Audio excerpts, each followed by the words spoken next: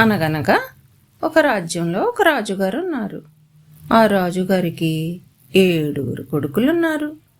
ఆ 7 కొడుకులు వేటకెళ్ళి 7 చేపలు తెచ్చారు.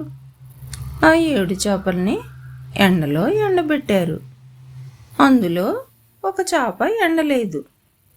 అప్పుడు రాజుగారు భటుల్ని పిలిచి, భటులారా చేప ఎందుకో ఎండలేదు కనుక్కోండి అన్నారు.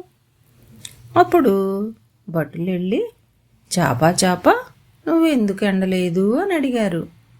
అప్పుడు చేప గడ్డి అడ్డం వచ్చింది అని చెప్పింది. అప్పుడు గడ్డి నువ్వు ఎందుకు అడ్డం వచ్చావు అని అడిగారు.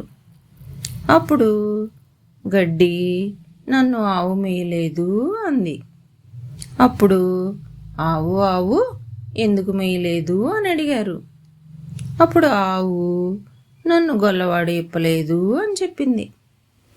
అప్పుడు గొల్లవాడా ఆవును ఎందుకు ఇప్పలేదు అని అడిగారు. అప్పుడు గొల్లవాడు నాకు అవ్వ బువ్వ పెట్టలేదు అని చెప్పాడు. అప్పుడు అవ్వ దగ్గరికి వెళ్ళి అవ్వ నువ్వు బువ్వ ఎందుకు పెట్టలేదు అని అడిగారు. అప్పుడు అవ్వ నా పిల్లవాడు ఏడుస్తున్నాడు అని చెప్పింది. అప్పుడు పిల్లవాడిని పిల్లవాడా నువ్వెందుకు ఏడుస్తున్నావు అని అడిగారు. అప్పుడు పిల్లవాడు నాకు చీమ కుట్టింది అన్నాడు.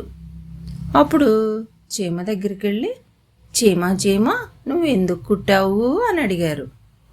నా బంగారు పుట్లో ఏలు పెడితే కుట్టనా అందంట.